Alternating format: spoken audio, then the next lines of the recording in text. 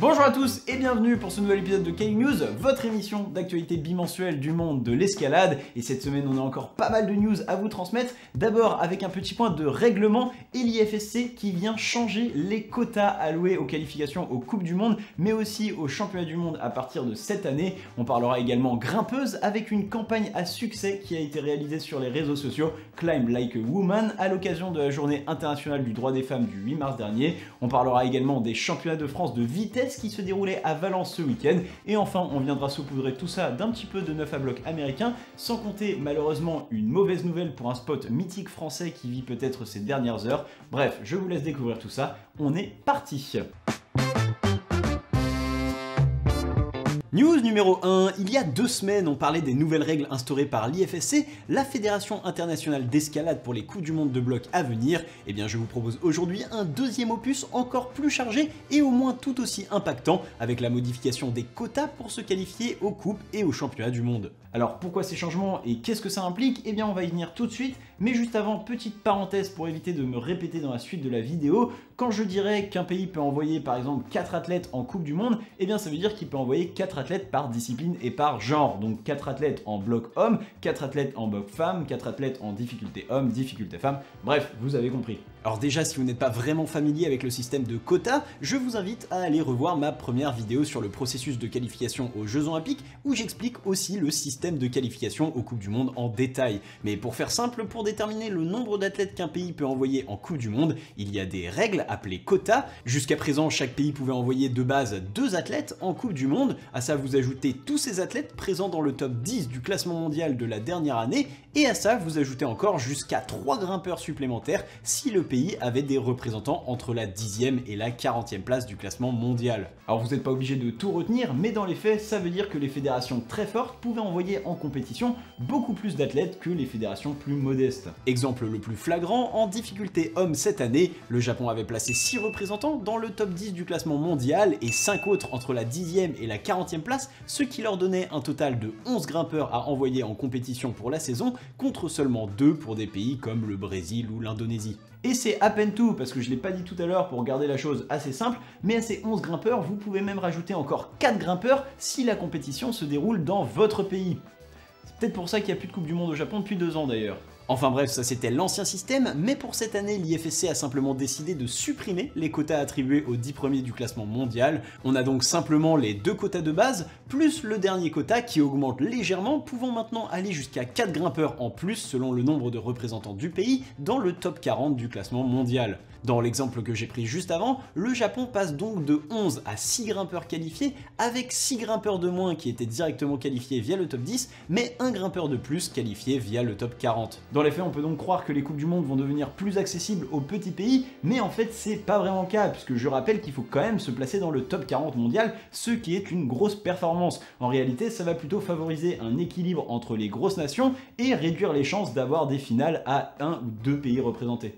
D'ailleurs, petit détail en plus qui n'en sera pas vraiment un, dans l'ancien système, les quotas attribués aux 10 premiers mondiaux étaient nominatifs et on était donc sûr d'être qualifié si on en recevait un, alors que maintenant, les quotas attribués entre la première et la 40e place sont laissés au libre choix de la fédération.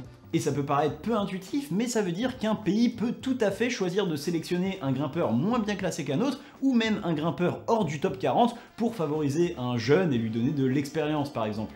Enfin par contre, si les Coupes du Monde deviennent plus égalitaires, pour les championnats du monde, c'est le contraire. Jusqu'à présent, pour participer à ceux-ci, tous les pays étaient logés à la même enseigne et pouvaient envoyer 5 athlètes par discipline et par genre, plus des éventuels champions du monde sortants qui étaient qualifiés d'office. Sauf que là, pour l'IFSC, c'était quand même un peu trop égalitaire et ils ont donc décidé de rajouter des quotas basés sur la performance en se calquant sur le modèle des Coupes du Monde. À partir de cette année, chaque pays ne pourra donc plus envoyer que 2 grimpeurs par défaut, 2 grimpeurs auxquels on ajoutera entre 0 et 3 grimpeurs de plus selon son nombre de représentants dans le top 40 du classement mondial, pour un maximum de 5 grimpeurs. De nouvelles règles qui, en plus de restreindre l'accès aux championnats du monde dans le but de préserver son prestige, réduiront fortement le nombre de participants pour une meilleure organisation. Alors bonne nouvelle, mauvaise nouvelle ou simplement un changement sans grande importance, tout ça je vous laisse en juger et en débattre en commentaire.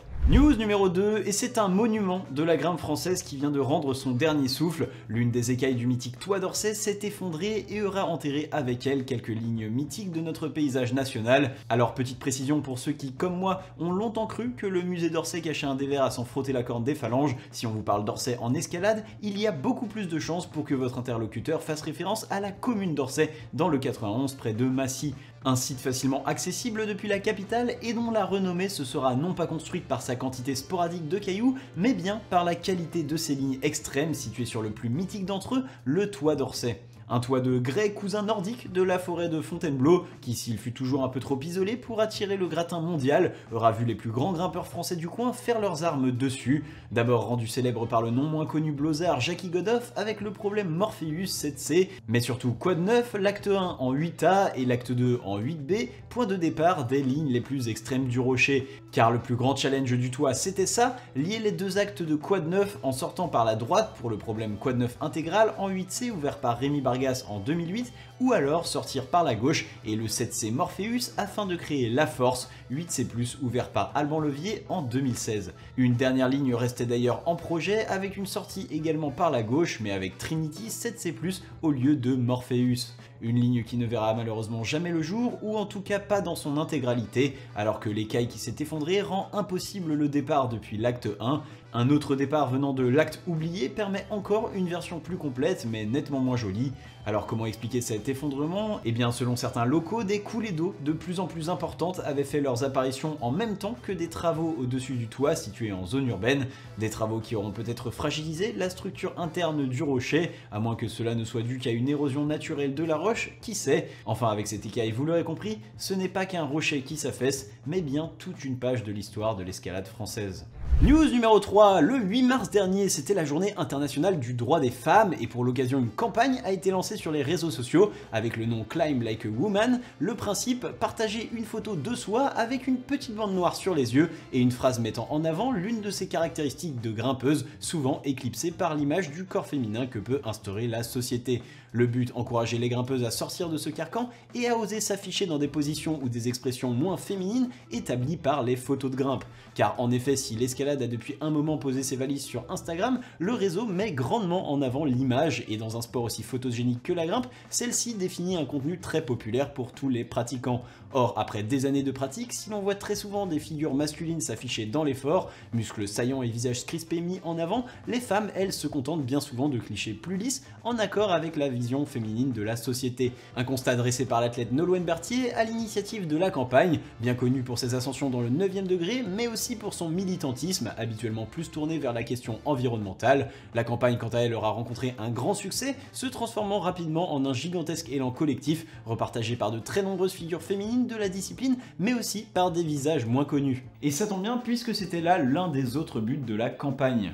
Car si vous êtes demandé l'utilité de ce rectangle noir sur les yeux, eh bien la volonté de Nolwenn était de bien faire comprendre que cet encouragement à sortir des stéréotypes ne s'adressait pas qu'aux athlètes reconnus, qui sont forcément déjà plus habitués à partager leur image, mais bien à n'importe quelle femme. News numéro 4, et le week-end dernier ont eu lieu les championnats de France de vitesse 2025. Chez les hommes, il y a quelques semaines, on avait parlé de Guillaume Moreau qui avait instauré un nouveau record de France lors de la Coupe de Valence avec un chrono de 5:11. Et bien malheureusement pour lui, il n'aura pas su rééditer la performance, sortant en demi-finale après un cruel faux départ face à Jérôme Morel. Ce dernier sera d'ailleurs rejoint par l'ex-recordman de France Pierre Rebroyant et champion de France en titre, qui sortira lui Marius Payet-Gaborio pour 5 millièmes de seconde en demi-finale. S'ensuivit une finale loin d'être usurpée pour Jérôme, qui jouera à armes égales tout le long du run face à Pierre, mais s'inclinant pour 7 millièmes de seconde. Pierre Rebroyant conserve donc son titre de champion de France. A noter qu'en petite finale, Guillaume Moreau se consolera avec le bronze au terme d'un run assez chaotique des deux côtés. Chez les femmes en demi-finale, Manon Lebon, très en forme, après avoir sorti son premier temps en dessous des 7 secondes plus tôt dans la compétition,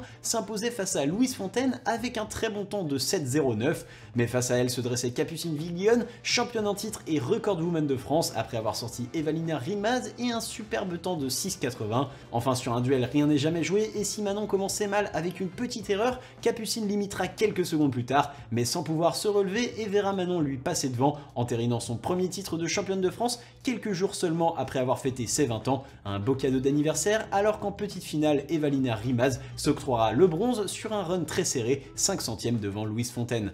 D'ailleurs, si ça vous intéresse, le replay de la compétition est disponible en intégralité sur YouTube, je vous mets le lien en description. Maintenant, prochaine étape pour la vitesse, la Coupe du Monde de Wujiang en Chine, le 25 avril prochain. News numéro 5, et on fait un petit passage rapide aux États-Unis maintenant pour 2 nouvelles répétitions de 9 à bloc, un tube déjà bien mainstream de l'année 2025. D'abord avec le Belge Simon Lorenzi qu'on avait perdu depuis un petit moment dans le désert de Las Vegas. Seul face au bloc Return of the Sleepwalker, il lui aura finalement fallu 3 mois pour enchaîner sur le tout dernier jour de son visa.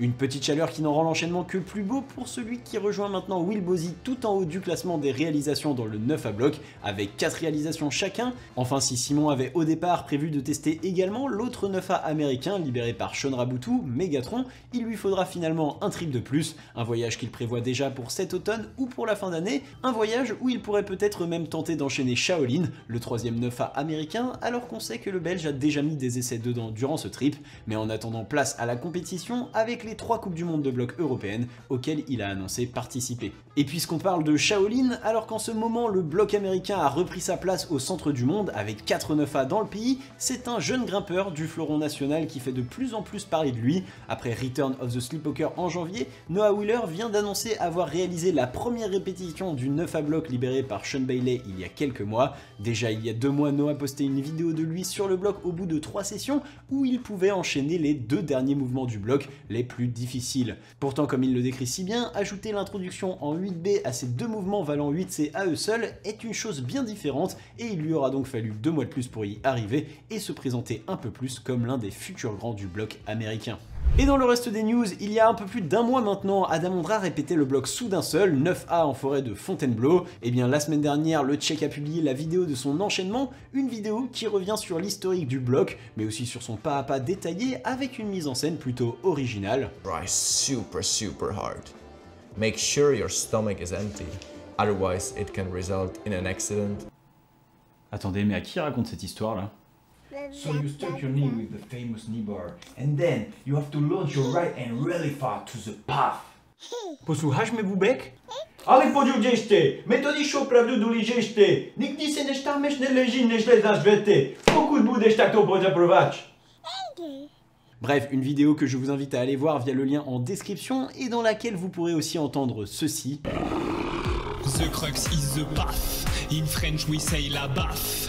It's big and really far, but Adam est trop fort. Car oui, Nico Pellerson, le petit prince du rap vertical français, en aura profité pour sortir son nouvel EP, La Baffe, en collab avec Adamandra, un feat aussi drôle qu'improbable dont la vidéo complète est également sortie sur la chaîne YouTube du Tchèque, là aussi, lien en description. Toujours dans le reste des news, ça y est, la saison compétitive internationale pointe le bout de son nez et a même déjà commencé au niveau continental avec notamment une Coupe d'Europe à Munich. On aura d'ailleurs pu y observer les premiers pas de certains de nos Français en 2025, des premiers pas plein de bonnes surprises avec la victoire de Thomas Lemagnier avant d'entamer sa 2e saison de Coupe du Monde avec l'équipe de France. Derrière lui, le Britannique Jack McDougall aura devancé un autre Français, Léo Favot, qui commence lui aussi bien sa saison après une finale sur le championnat de France. Derrière eux, on notera aussi la présence d'Antoine Girard à une belle 4e place et Samuel Richard 6e. Chez les femmes, pas de Françaises sur le podium, alors que l'Allemande Afra Honig remportera la compétition à domicile, mais de très beaux placements avec 2 représentantes en finale, Lilia Briat qui terminera 4e et Lucille Sorel 5e. Et voilà, c'est tout pour les news, et maintenant on passe aux croix de la semaine. Et on commence avec l'enchaînement de Sleeping Lion 9B par Stefano Ghisolfi sur le site de Margalef en Espagne. Mais quoi, Sleeping Lion dans les croix de la semaine et pas dans les news? Mais quelle infamie, quelle indignité. Bah oui les gars, mais Sleeping Lion c'est 9B et le 9B ça tombe quasiment toutes les semaines en ce moment. Donc le petit Stefano il a qu'à retourner dans Silence, nous donner de la grosse actu s'il veut passer en miniature. Oui parce que pour casser les déparacines ne sait plus fier du monde, mais quand il s'agit de travailler sérieusement des trucs à sa portée, il n'y a plus personne. Oui non mais moi j'en ai plus rien à faire, je le dis, en plus ça lui a pris 11 jours. Vous savez ce que ça fait 11 jours, il aurait eu le temps d'écrire 2 Caillou News. C'est quoi le plus rentable? Je vous le demande. demande. Bon, et puis en plus, monsieur annonce qu'il va maintenant se diriger vers Santaligna pour travailler Néandertal, son 3e 9B du voyage. Vous connaissez Néandertal? Non, bah moi non plus, c'est pas vendeur, zéro stratégie. Bravo Stéphano, on passe à la suite. Alors que dans les vraies grosses perfs de la semaine, eh bien je vous présente l'enchaînement de Papi Chulo, 9A+ par Hugo Parmentier, une voie située sur le site de Santaligna en Espagne et sur laquelle Hugo aura réellement tout donné. Plus de 35 jours d'efforts avec des méthodes débloquées avec l'aide de la grimpeuse italienne Laura Rogora, un véritable combat qu'il aura fini par remporter après 2 voyages sur place en faisant son projet le plus long et sa 3e réalisation dans la côte. Et on continue avec l'enchaînement de Zastaro Kolo in Majnega Psa 8C+, par la Slovène Janje Garnbret, une nouvelle voie de choix mais surtout historique pour la plus grande grimpeuse compétitive actuelle. En effet, la Slovène nous apprend que la voie a été libérée en 1992 par Tadej Slab et était à l'époque considérée comme l'une des plus difficiles au monde, aux côtés de monuments comme Hubble ou encore Action Directe. Un anonymat qui s'explique cependant par sa localisation en Slovénie et donc assez loin des spots à la mode de l'époque mais également d'aujourd'hui, sans parler qu'enchaîner une voie dont on n'arrive pas à prononcer le nom reste quand même, vous le reconnaîtrez, un acte nécessitant une forte détermination. Enfin, après 10 répétitions en 30 ans, il s'agirait selon elle de la première ascension féminine, une ascension qui restera comme son plus long projet pour l'instant, et d'ailleurs Janje ajoute même que si d'autres répétiteurs optent pour une recote à 9A, elle ne serait pas contre. Et cette semaine, on parle encore de notre habitué de ce début d'année, le Belge Loïc Debry en voyage à Albarracín qui enchaîne Juneru 8C. Il est là, on lui a installé un fauteuil et il revient maintenant à quasiment chaque émission. Loïc est en forme et il le montre avec non seulement l'enchaînement de ce joli 8C, mais aussi la meilleure journée de grimpe de sa vie selon ses dires, avec l'enchaînement juste derrière de 2 8B, Lost in the Silence qu'il avait déjà essayé lors d'un précédent trip, mais aussi Chimera en seulement 2 essais. Bref, lui qui avait pour but d'enchaîner son premier 8C en 2025, ça fait 4 et il va falloir revoir assez rapidement la liste de ses objectifs. Et enfin on termine avec Babsi Zangerl, la grimpeuse légendaire autrichienne qui enchaîne la voie Solitary Souls 8C+, sur le site d'Arco en Italie. Celle qu'on est maintenant plus habitué à voir en trad et en exploration de haute altitude vient de montrer qu'en escalade sportive, elle n'avait rien perdu de son talent, avec une douzaine de voies dans la côte et au-dessus. Pour ce faire, il lui aura fallu 2 voyages, dont le premier alors que la voie était mouillée, puis un deuxième où elle se sera employée pendant 7 jours à connecter toutes les parties avant l'enchaînement. Et voilà, cet épisode est maintenant terminé. Comme d'habitude, j'espère qu'il vous aura plu. Moi, j'en profite pour vous dire que cette fois-ci, ça y est, c'est la bonne. Le nouveau format que je vous tease depuis quelques semaines maintenant va arriver la semaine prochaine. Il aurait dû arriver la semaine dernière. J'ai été malade, j'ai eu une extinction de voix, c'était pas très pratique pour enregistrer. Bref, ça y est, ce sera probablement mercredi prochain. J'ai pas encore parfaitement décidé le jour, mais je pense que c'est pas mal de laisser le mercredi, comme ça fait une alternance avec les Caillou News.